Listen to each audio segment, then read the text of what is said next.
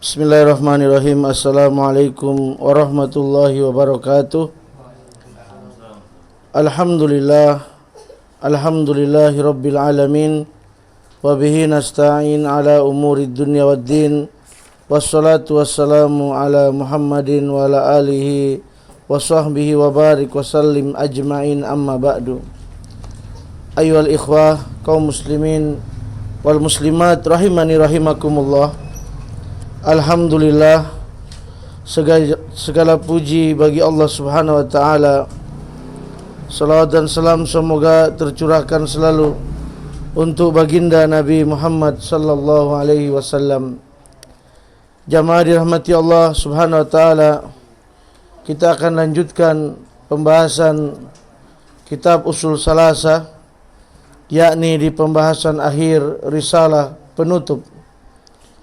Pada kesempatan yang berbahagia ini, kita masuk kepada risalah penutup, yakni iman kepada hari kebangkitan. Penuh harapan dan doa dari saya kepada jamaah sekalian, semoga kita diistiqomahkan di risalah penutup ini. Mungkin ada 2 atau 3 kali pertemuan di penutup ini. Istiqomah untuk mengamalkan ilmu yang telah kita dapati, karena begitu beratnya mendapatkan hidayah, namun menjaga hidayah atau istiqomah lebih berat. Terbukti banyak ikhwan, akhwat yang mereka sudah ngaji, kenal sunnah, sudah berpuluh-puluh tahun, belasan tahun, lalu mereka terjatuh kepada dosa dan maksiat. Tidak sedikit yang mereka futur, dan bahkan bukan futur yang normal. Karena futur dalam Islam yaitu berpindah dari satu amalan atau berkurang dari satu amalan sunnah ke amalan lainnya. Misalkan biasa sholat malam jadi tidak sholat malam, itu amalan sunnah. Tapi kalau sampai meninggalkan yang wajib atau melakukan dosa besar dalam maksiat, ini bukan futur. Contoh, ada ikhwan sudah lama tidak muncul, lalu dia makan riba, maka ini bukan futur, ini sudah jatuh kepada maksiat yang sangat jauh. Atau dia yang memotong jenggot, atau dia misalkan meninggalkan bagi akhwat kerudungnya, kembali seperti berkerudung biasa pada umumnya. Ini bukan futur, tapi ini sudah sangat jauh. Maka untuk itu kita harus terus menjaga istiqomah ini, agar Allah Subhanahu wa taala selamatkan kita di dunia, dan di akhirat kita lebih selamat lagi. Karena ketika kita jatuh jauh seperti dalam maksiat, dikhawatirkan kita mati dalam keadaan demikian, dan kerugian yang luar biasa, penyesalan yang mendalam bagi orang yang tadinya sudah istiqamah lalu dia terjatuh jauh. Dan salah satu cara agar antum tidak jatuh dan jauh dari maksiat, antum jangan tinggalkan majlis ilmu walaupun 1 pekan 1 kali. Jangan tinggalkan pergaulan ikhwan-ikhwan yang saleh, yang baik. Karena itu salah satu obat hati yang disebut oleh Imam An-Nawawi, yaitu bergaul dengan orang yang saleh. Melihat kesolehan teman kita, ikhwan kita, akan memancing kita untuk semangat dalam beribadah, ketika kita melihat kesolehan mereka. Baik jamaah dirahmati Allah Subhanahu wa taala, risalah penutup kali ini yaitu iman kepada hari kebangkitan. Kenapa Syekh menghadirkan iman tentang hari kebangkitan? Karena ini yang membedakan kita nanti dengan orang kafir. Sebagian orang kafir tidak mengakui adanya hari kebangkitan, bahkan hampir mayoritas. Bahkan mereka mengatakan adanya reinkarnasi, terlahirnya kembali dan lainnya. Maka iman pada kebangkitan adalah bentuk dari mengimani hari kiamat. Dan orang yang tidak mengimani adanya hari kebangkitan, dia bisa kafir, keluar dari Islam. Karena betapa banyak ayat Al-Quran yang menyebutkan tentang hari kebangkitan tersebut. Allah Subhanahu wa taala berfirman dalam Quran surah Thaha 55, "Wan nasu idza matu yub'atsuna." Wa dalilu qaulu ta'ala, Syekh mengatakan seluruh manusia setelah mati akan dibangkitkan kembali. Lalu beliau membawakan dalil firman Allah Ta'ala, "Minha khalaqnakum wa fiha nu'idukum wa minha nukhrijukum taratan ukhra." Dari bumi tanah itulah kami menciptakan kamu, dan kepadanya kami akan mengembalikan kamu, dan darinya kami akan mengeluarkan kamu pada kali yang lain. Quran surat Thaha 55. Ini dalil tentang adanya hari kebangkitan, ya akhi. Karena memang kitab ini adalah Ushul Salasah, tiga pokok dasar, yaitu beriman kita tiga pokok dasar, yakni mengenal Allah, mengenal Rasul, dan mengenal ad-dinul Islam bil adillah, dalil agama Islam dengan dalilnya. Maka dari sini Syekh Muhammad At-Tamimi atau Syekh Muhammad bin Abdul Wahhab membawakan tentang hari kebangkitan ini. Subhanallah, betapa dalamnya beliau mempunyai feeling yang tajam, perasaan yang tajam untuk membuat kitab seperti ini. Lalu wa qawlu ta'ala, firman Allah Ta'ala lainnya, wallahu ambatakum minal ardi nabata thumma yu'idukum fiha wa yukhrijukum ikhraja. Dan Allah menumbuhkan kamu dari tanah dengan sebaik-baiknya, kemudian mengembalikan kamu ke dalam tanah dan mengeluarkan kamu darinya pada hari kiamat dengan sebenar-benarnya. Quran Surat Nuh ayat 17 dan 18. Syarah Syekh Shalih Fauzan sebagai amanah ilmiah kitab ini. Yang pertama, setiap orang yang mati itu pasti, setiap orang pasti akan mati. Bahkan orang kafir dan zindik pun tahu dan yakin mereka akan merasakan kematian. Antum perhatikan, orang kafir, orang zindik, orang munafik, mereka meyakini tentang mereka juga pasti akan mati. Karena kematian itu nampak dan dirasakan dengan indera manusia. Setelah kematian itu, tertampak oleh indera, bahkan terlihat oleh mereka, kakeknya, neneknya, bapaknya, adiknya, istrinya, anaknya, keponakan telah mati mendahului mereka. Maka setelah kematian itu akan datang hari kebangkitan. Dan inilah kata Syekh Shalih Fauzan yang membedakan antum orang mukmin dan orang kafir, karena orang kafir tidak percaya adanya kematian. Masya Allah, tidak percaya adanya hari kebangkitan. Adapun hari kebangkitan adalah hari yang mana jasad setiap manusia telah hancur menjadi debu dan tanah, setelah terpisah dari dunia dikembalikan lagi seperti sedia kala. Kemudian ditiupkan kembali ruh ke dalam jasad-jasad mereka, lantas semuanya bergerak dan berjalan menuju padang mahsyar. Allah Subhanahu wa taala berfirman dalam Quran surah Al-Ma'arij ayat 70, yauma yakhrujuna minal ajdathi sira'an ka'annahum ila nusubin yufidhun, yaitu pada hari mereka keluar dari kubur dengan cepat, seakan-akan mereka pergi dengan segera kepada berhala mereka sewaktu di dunia. Jamaah rahmati Allah Subhanahu wa taala, sedikit ilmu untuk antum tentang hari kebangkitan. Diawali dengan peniupan sangkakala. Ulama berselisih tentang 2 atau 3 kali, namun kami mengambil pendapat dari Ibnu Taimiyah dan Ibnu Katsir yang menyatakan ada 3 kali peniupan.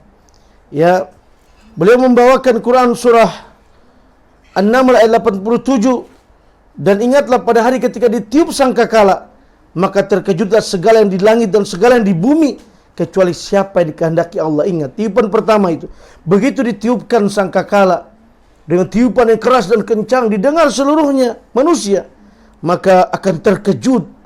Bahkan dalam riwayat yang lain ditiupkan di saat hari jam kerja, ya akhi, di saat matahari mulai naik, orang sibuk bekerja, mendengar tiupan.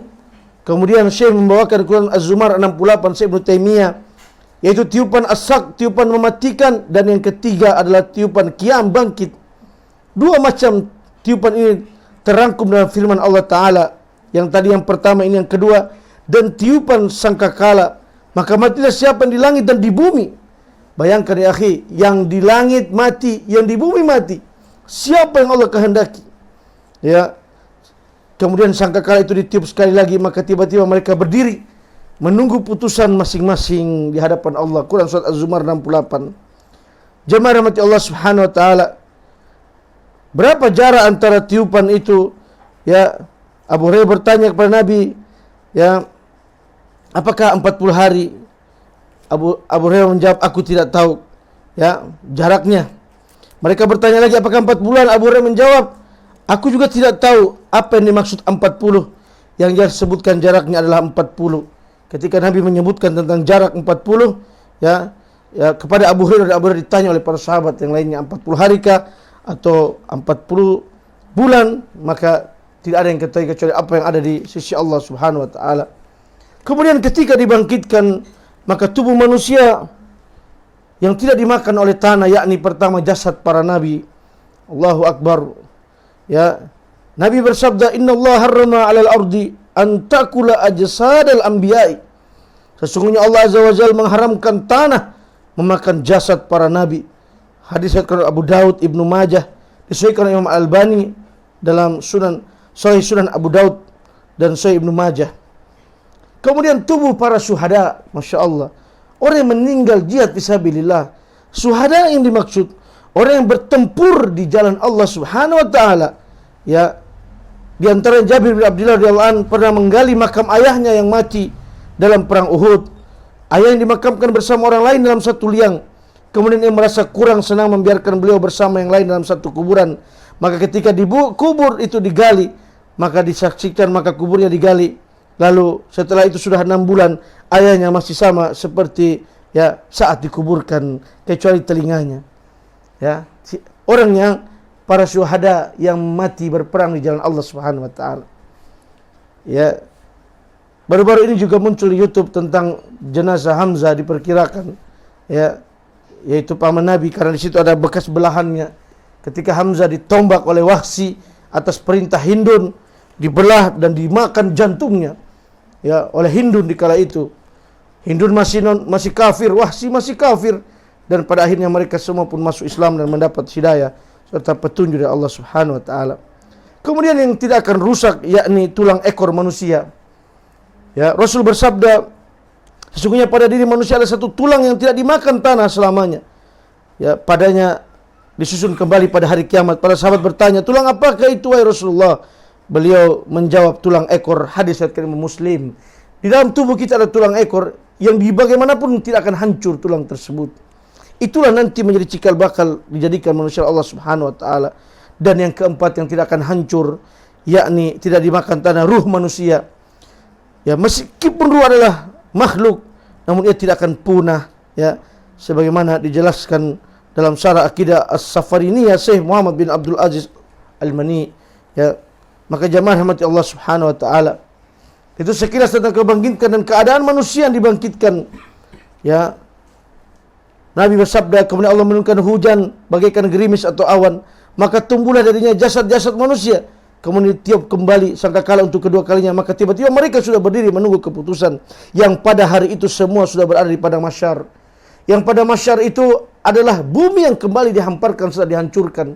Yang kata para ulama dijelaskan oleh hadis Nabi yang mulia, padang mahsyar itu tempatnya di Syam, ya, nanti di Yordania, Lebanon, ya, Suriah dan Palestina. Ya, itulah padang mahsyar. Di atas Syam terhampar, tidak ada nanti satu bangunan pun lagi nanti. Tidak ada sehelai benang pun di kala itu nanti. Semua dalam keadaan telanjang kakinya, telanjang badannya, tidak dikhitan. Ya, sampai manusia dikumpulkan. Nabi ditanya oleh Aisyah, wahai Rasulullah, bagaimana kami keadaan telanjang? Bukankah satu sama lain akan saling melihat? Ya, maka Nabi menjawab, al-amru asyaddu min ayyamdura ba'dhum ila ba'd. Keadaannya jauh lebih berat dari sekedar melihat satu sama lain. Saat itu matahari dekatkan satu jengkal. Ya, sedang dilihat dia mau satu jengkal, tidak ada hadis yang menyebutkan satu jengkal yang kami dapati. Hadis itu menyebutkan satu celaknya tongkat celak Arab, atau 1 mil, yaitu 1 mil 1 kilo lebih, atau 1 mil yang dimaksud satu celak tongkat Arab yang hampir satu jengkal. Itulah yang orang sering menyebutkan. Sebagaimana jembatan Sirat ada yang menyebutkan rambut dibelah 7. Kami selama mempelajari tentang Sirat, kami tidak pernah menemukan dalil yang menyebutkan rambut dibelah 7. Yang ada dia lebih kecil dari rambut dan lebih tajam dari pedang, ya, dan dia panas, lebih panas daripada api. Ya, itu yang kami, dia licin dan menggelincirkan sirat tersebut. Maka demikian juga pada hari kiamat nanti, ya, dan yang pertama kali beri pakaian adalah Nabi Ibrahim Khalilullah. Jemaah dirahmati Allah Subhanahu wa taala. Matahari sebegitu dekat sampai ada orang yang keringat, ya, sampai di mata kaki, di lutut, bahkan ada yang menenggelamkan telinga-telinga mereka. Inilah keadaan bagaimana di padang mahsyar ketika manusia dibangkitkan, yang kita wajib mengimaninya dan kita percaya, lalu kita mempersiapkan diri kita sebelum datang penyesalan yang mendalam, jamaah. Apalagi yang akan kita lakukan di saat itu. Ketika sampai Aisyah, ya, wanita mulia, ibu kita, ibu kaum muslimin, ibu orang beriman, istri Nabi, wanita yang paling Nabi cintai di muka bumi. Ya, ketika ditanya siapa yang kau paling cintai, kata Nabi dari kalangan wanita adalah Aisyah, dan kalangan laki-laki adalah bapaknya Abu Bakar. Nabi sangat mencintai kedua manusia, laki-laki dan wanita ini. Namun pada saat itu pun bertanya tentang keadaan telanjang kaki, badan dan tidak dikhitan. Apalagi kita jemaah, keadaan yang sangat berat yang kita bahas dalam yang ana rangkum dalam satu buku tentang misteri kematian. Bahkan disebutkan nanti akan dipertontonkan apa yang pernah kita lakukan di muka bumi ini. Betapa malunya kita ya akhi ketika Allah memperlihatkan kelakuan-kelakuan kita yang kita tutupi. Adapun orang beriman Allah panggil dia nanti. Allahu Akbar. Itu harapan kita. Siapa yang tidak punya dosa dan kesalahan tersembunyi ya akhi?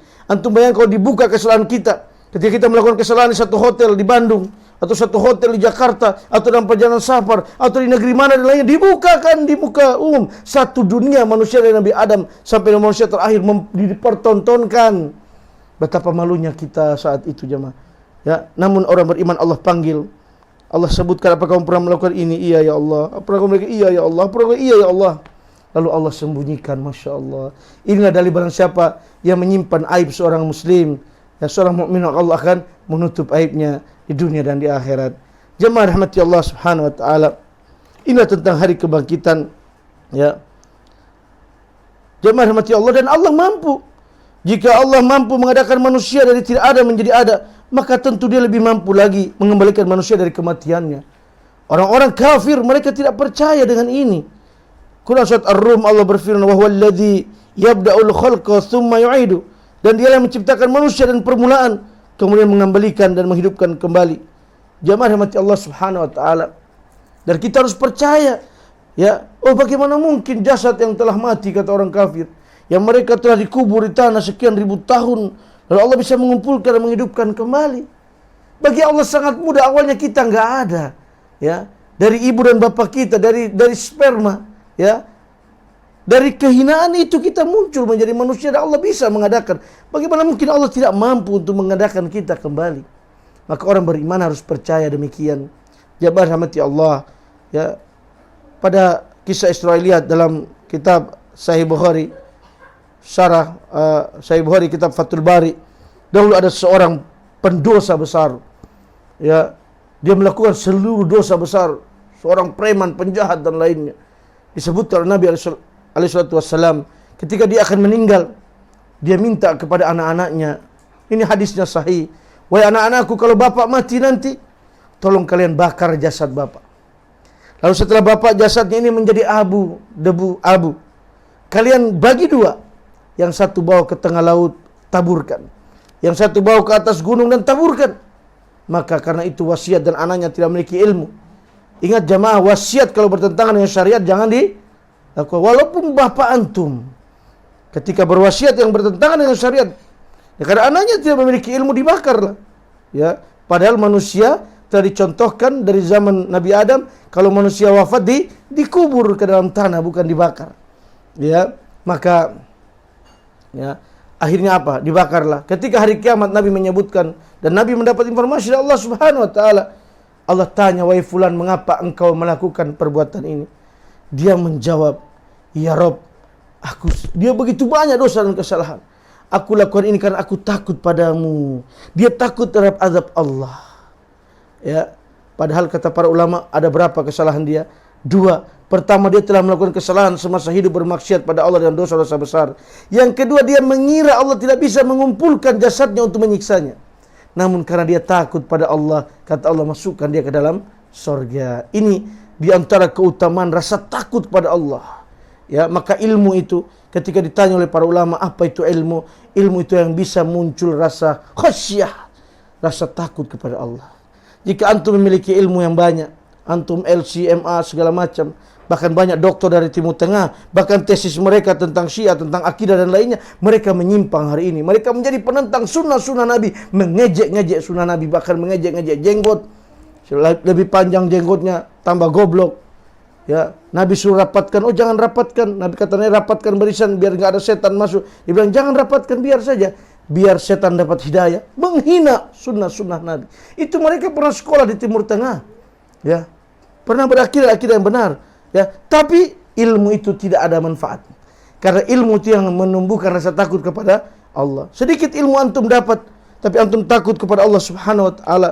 Antum amalkan ilmu itu, antum jauhkan dirimu dari dosa dan maksiat, dari syirik dan bid'ah, maka itu jauh lebih baik daripada antum memiliki segudang ilmu hanya khazanah ilmiah. Ya, jamaah rahmati Allah Subhanahu wa taala. Yang kelima, yang cerita yang tadi bahwa Allah mampu mengumpulkan jasad yang telah dijadikan debu seperti itu, apalagi kita. Maka inilah beda kita dengan orang kafir yang tidak percaya hari kebangkitan, dan kita mengimani dan mempercayainya. Yang kelima, kata saya Shalih Fauzan, jika kita merenungi kondisi alam semesta, kita akan dapati adanya tanah yang dahulu mati, tidak ada sedikit pun tanaman yang hidup di atasnya. Lalu Allah turunkan hujan pada tanah tersebut hingga tanaman pun tumbuh dengannya. Ini juga petunjuk tentang adanya hari kebangkitan. Kalau tanah saja yang pernah mati, antum pernah melihat tanah kering, lalu dia bisa tumbuh lagi di suatu waktu. Itu saja Allah bisa melakukan. Itu adalah gambaran-gambaran tentang bagaimana hari kebangkitan. Jemaah rahmati Allah, jika memang tidak ada hari kebangkitan setelah kematian, maka niscaya penciptaan manusia dalam kondisi berbeda-beda akan menjadi sia-sia. Ini dalil ketika antum berhadapi dengan orang liberalisme, ya, orang-orang yang punya pikiran-pikiran zindik, munafik, orang-orang yang punya pikiran kotor dan bodoh dengan kebodohan mereka, yang tidak percaya di kebangkitan, antum bisa kasih analogi kepada mereka. Ya, untuk apa Allah menciptakan manusia dengan aturan kalau tidak ada hari kebangkitan, tidak ada hari pembalasan?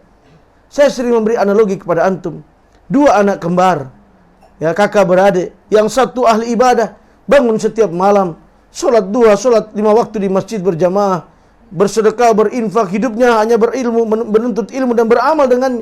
Lalu dia punya saudara kembar ini kehidupannya hanya zina, mabuk, judi, berbuat syirik, berbuat bidah. Lalu mereka berdua mati, lalu dua-duanya tidak diapa-apain. Apakah ini bijaksana dan adilnya Allah? Atau kedua-duanya mati dan dua-duanya masuk surga? Apakah Allah adil? Tidak.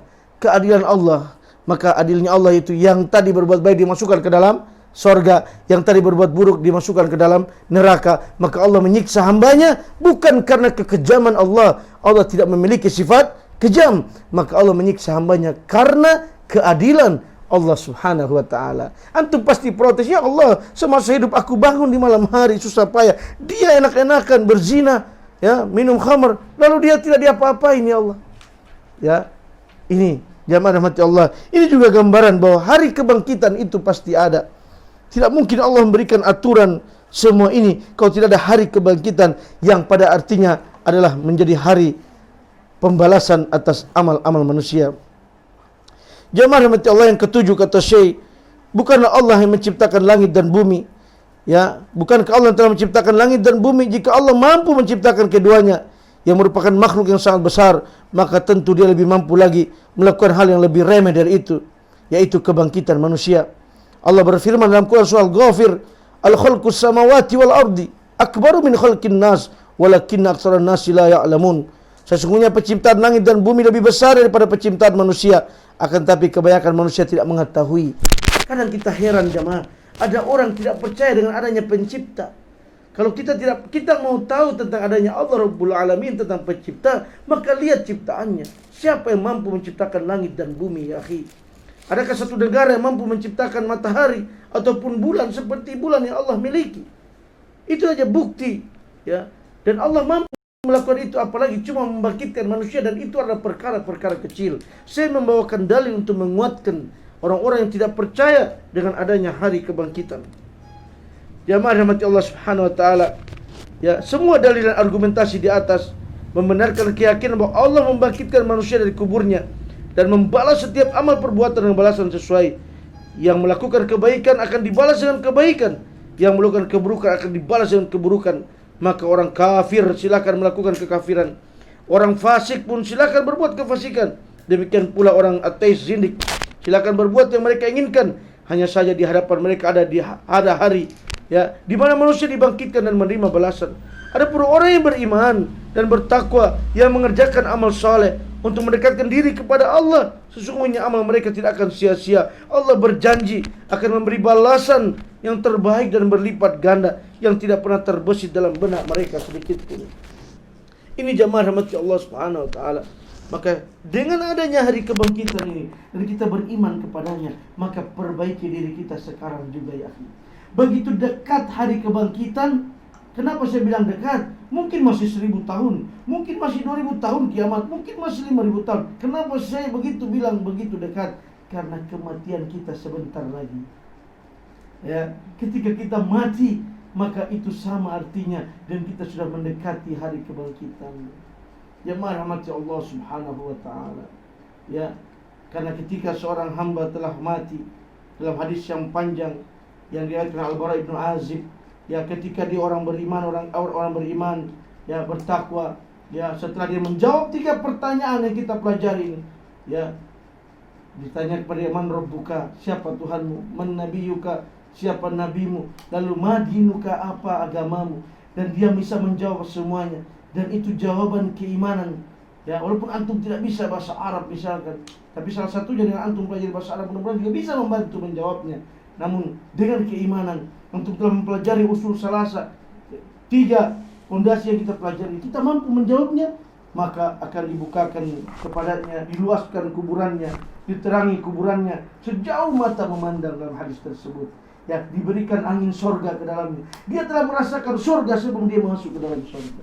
Allah Akbar. Didatangi temannya amal soleh, orang yang sangat amalnya berubah menjadi manusia, menjadi temannya yang sangat harum, sangat wangi, sangat enak dipandang.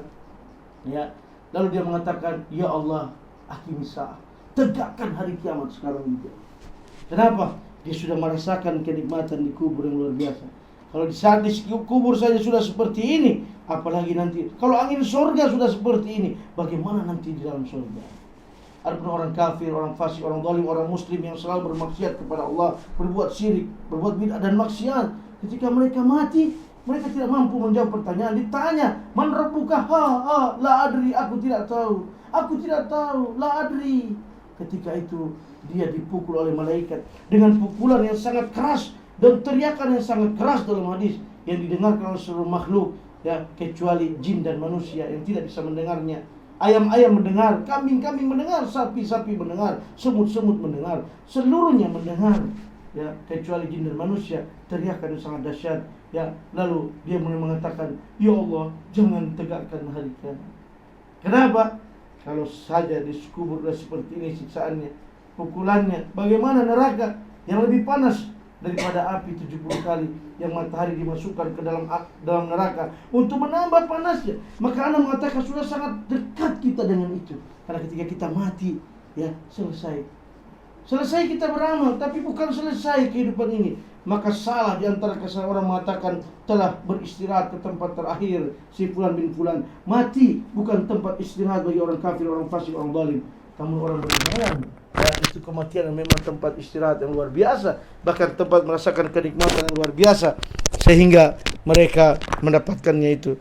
Maka jamaah rahmati Allah Subhanahu wa taala, demi Allah, marilah sama-sama kita mempersiapkan diri kita. Beramallah terus. Antum jangan tinggalkan majlis, jangan tinggalkan orang-orang saleh, jangan tinggalkan asatidzah para ustaz.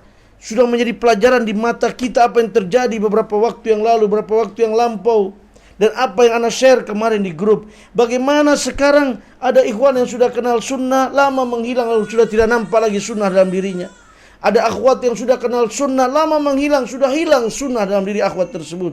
Ketika dilihat kenapa mereka meninggalkan majlis ilmu, meninggalkan orang-orang saleh, teman-teman yang baik. Padahal pengaruh teman sangat besar, ya akhi. Ketika kita duduk di majlis, antum melihat si fulan dengan kesolehannya, si fulan kesolehannya akan membangkit semangat. Mereka akan menjadi rem bagi kita, bahkan mereka akan jadi penghalang bagi kita. Ya rahmati Allah Subhanahu wa taala. Maka untuk itu marilah kita betul-betul, ya, bergaul dengan teman-teman yang baik, teman-teman yang saleh, berpegang teguh dengannya, bermajlis walaupun sepekan sekali, sehingga ada rem bagi kita. Jamaah, kata para ulama, ya, dan nasihat berikutnya, jiwa tidak bisa diam. Maka ketika antum di rumah antum, di pekerjaan antum, di perjalanan antum, jangan pernah antum berbuat sesuatu yang bermaksiat atau yang sia-sia. Kenapa? Alihkan. Antum biasa dengar musik, ganti dengan dengar Quran. Antum biasa main game, ganti dengan membaca artikel di HP antum. Kenapa? Kalau antum tidak melakukan itu, kata para ulama, jiwa condong tidak mau diam. Antum buktikan, ketika kita pegang HP, 2 jam ketika tidak diarahkan kepada dalil dan agama, pasti kita arah kepada yang salah. Membuka komentar ini, membuka gambar ini, membuka gambar itu, membuka berita ini, membuka berita itu. Di sini terakhir, saya jawab pertanyaan ikhwan yang saya sembunyikan orangnya yang bertanya kepada saya dan saya belum mampu menjawab kemarin karena saya dalam perjalanan safar dalam rangka mengikuti sertijab Kapolres Sumedang dan kami diundang, alhamdulillah. Maka saya ingin menjelaskan sekalian agar didengar bagaimana tentang istri atau suami yang kerjaannya cuma ngelihat status di FB, di Instagram, di WhatsApp, lalu mengomentari status itu atau membuat status. Lalu istri saya ini yang membuat status sering dikomen oleh laki-laki lain. Saya sakit hatinya. Waduh, kalau antum tahu Ahlus Sunnah cemburunya luar biasa. Kalau bukan sakit hati sakit mungkin jiwa kita. Kalau istri kita sampai di like sama laki-laki lain, mungkin saya pancung laki-laki itu. Ya, oh terlalu Ustaz. Ya, Allah lebih cemburu dari itu. Rasul lebih cemburu dari itu dan Allah lebih cemburu dari itu. Dan kita jangan menjadi dayus. Jangan menjadi laki-laki yang nggak ada kecemburuan kepada istri kita. Jangan izinkan istri kita untuk melakukan itu. Perbuatan apa itu para istri? Ya, memosting Instagram tentang kehidupan dia, makan ini itu pribadinya dan lainnya. Dan dia bertemanannya umum dengan laki-laki. Di like atau dia nge-like laki-laki dan lainnya. Ini perbuatan keburukan. Ya, ini adalah perbuatan yang mengarah kepada perzinahan. Loh kok bisa? Allah mengatakan wala taqrabuz zina. Ketika Allah mengatakan wala taqrabuz zina, jangan kau mendekati zina, maka kata para ulama dalam kaidah fikih, seluruh sarana yang menuju kepada perzinahan tidak boleh kita lakukan. Like sana, like sini, saling komen, saling puji. Oh kamu cantik sekarang, ya. Oh iya, dan ini udah makan belum? Pertanyaan-pertanyaan seperti ini tidak boleh kita lakukan kecuali kepada mahram kita. Apa maksud antum nanya kepada istri orang sudah makan atau belum? Istri antum nggak makan, antum nggak pernah tanya. Ya, antum pernah nanya nggak ke istri antum siang-siang sudah makan belum? Maka saya kemarin diceritakan istri ada satu semacam film atau memo yang cukup lucu. Dia bilang, "Mas, aku lebih baik menjadi pacarmu." Kok bisa? Didapati di WA atau di HP istri suaminya, bagaimana dia tanya ke pacarnya sudah makan belum, mau ke salon enggak, mau beli lipstik enggak. Ya pokoknya subhanallah. Begitu istri, wah, udah pakai yang ada. Oh pokoknya seadanya. Bahkan kita tidak pernah tanya. Ya, tidak pantas anak kasih tahu antum, terutama yang udah ngaji, yang sudah kenal sunnah, yang mengaku salafiyin ahlus sunnah, yang mengaku pengikut Nabi. Tidak pantas antum bertanya kepada siapapun wanita yang bukan mahram sudah makan atau belum. Atau pertanyaan bagaimana sekarang, sehat enggak, lagi apa. Tidak pantas antum bertanya pertanyaan itu. Itu pertanyaan mengarah kepada perzinahan. Apalagi japri-japrian. Kepada sesama jenis, kepada ikhwan pun tidak pantas selalu setiap jam tanya, udah makan belum Den? Ya, tidak pantas. Kecuali antum mau ngajak makan atau ngopi. Anak sering, Den udah makan siang belum? Nanti kita bareng. Boleh. Tapi kalau setiap siang pagi, nah Den udah makan belum? Siang tanya lagi, Den udah. Itu sesama jenis aja tidak boleh. Ya. Ada apa? Hah? Kayak Adiki sama Rusdi. Enggak boleh saling tanya terus. Kalau sesekali ada janjian makan, dan boleh. Ya itu apalagi lawan jenis. Maka tidak pantas kita yang sudah mengenal sunnah melakukan itu. Saya jawab di sini ya. Para istri yang seperti itu, bertobatlah Anda kepada Allah Subhanahu wa taala. Suami yang sering melakukan itu, melike komen wanita lain, melike komen laki-laki lain, ya, memosting dan lainnya pribadi-pribadi. Tobat kepada Allah sebelum datang nanti siksaan Allah Subhanahu wa taala. Sebelum hilang rasa cintamu kepada pasanganmu, sebelum engkau merendahkan pandangan kecantikan atau ketampanan pasanganmu, karena Allah akan menyiksa.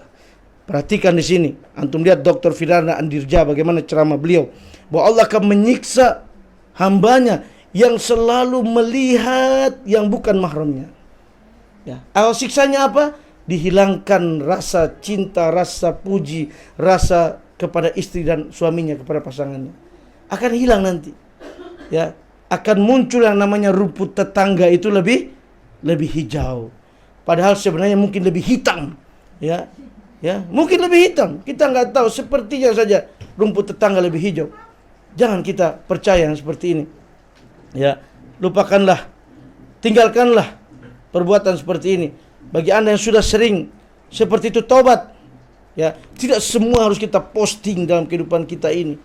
Ya, tidak harus kita ceritakan pribadi kita semuanya didengar oleh medsos, oleh semua manusia.